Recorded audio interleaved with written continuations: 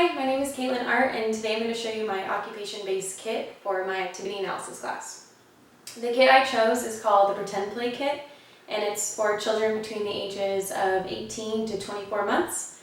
And pretend play basically means using realistic objects to act out different actions or roles. It encourages creativity, imagination, and it really helps with social skills.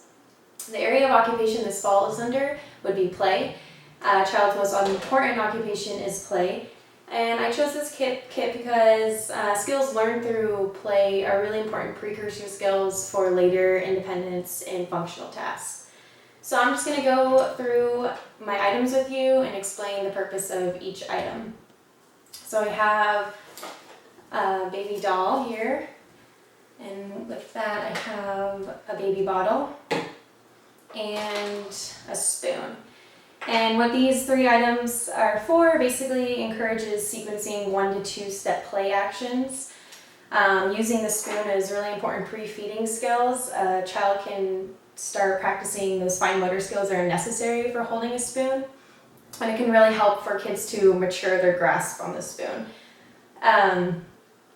Also, it's important to use these objects in relation to something else.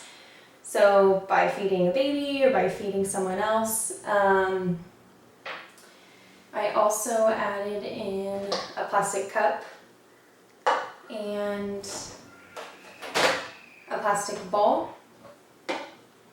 And these items are really important for recognition of familiar objects, and also to see if the child will either pretend to drink from a cup that they are familiar with, or are they able to combine 2 related objects during play, such as the plastic bowl and the spoon. See if they are able to connect those 2 objects together.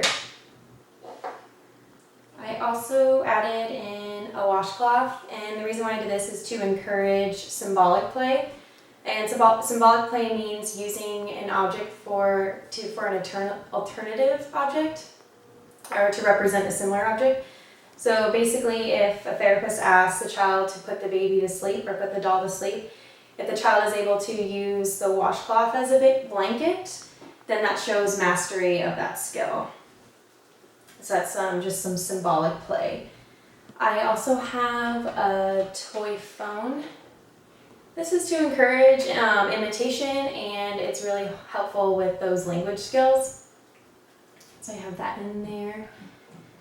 And then I have a stuffed animal bear, which is just an alternative to the baby doll. The child can also sequence 1 to 2 play actions with the bear and the doll. So adding in some more objects for them. There. I also have various play food items, just like an apple, and a tomato, a couple of fruits and veggies.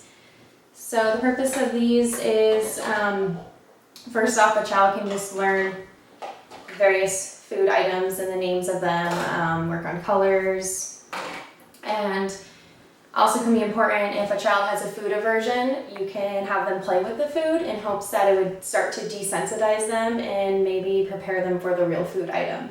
So that's where pretend play can really be beneficial. I also have this grocery cart. So a child can practice placing objects in and taking the objects out of the cart, and also encourage role playing. So a child can push the cart around the house and imagine they're in a grocery store. Okay, and then I have some picture cue cards, and this is just to aid a child in pretend play. I have right here is a picture of a baby drinking a bottle, a baby eating, a baby sleeping. And this is a way to grade down the activity. It gives them a visual representation of what they should be doing with the objects to help facilitate their play. So there's that. And then just throughout pretend play, a child uses various motor skills such as grips, coordinates, reaches, manipulates, and stabilizing. A child also uses various process skills such as heeds, uses, handles, and sequences. And then just overall development areas, this can be beneficial for cognition, problem solving, emotional regulation, and as I mentioned before, social skills. So a couple of different diagnoses that would really benefit from this kit could be a child with cerebral palsy, a child with autism, or even a child with chorea. Many of the objects are bright for that visual stimulation. The objects, most of them are very light in weight, so it doesn't really require much muscle power or strength. And then it's just a very important kit for a child with autism who struggle with attentional play and need a little bit more help with that skill.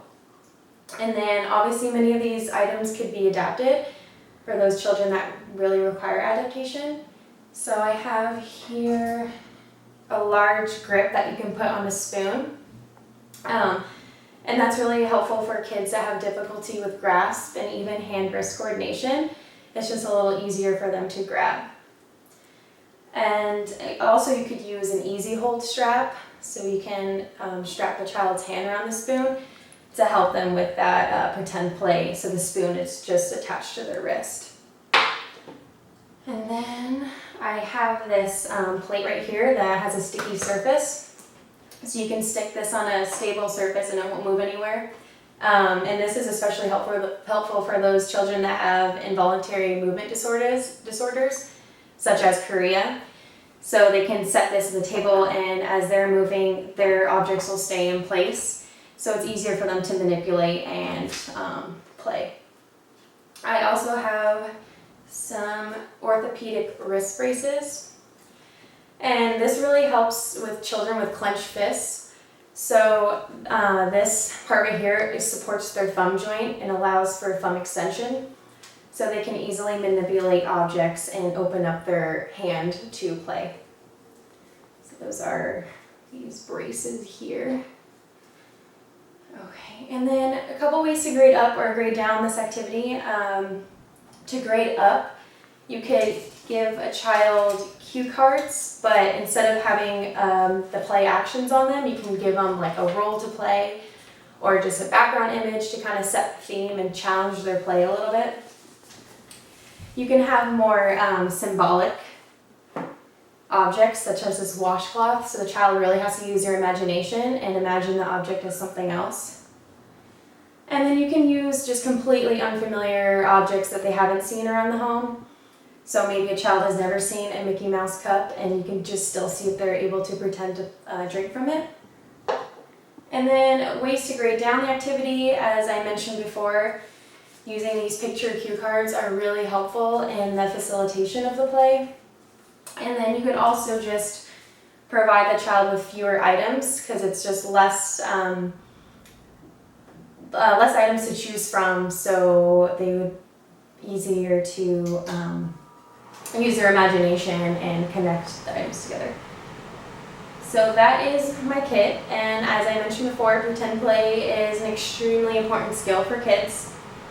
So this kit will definitely help them in improving that skill. And yeah, that's it. Thank you for watching.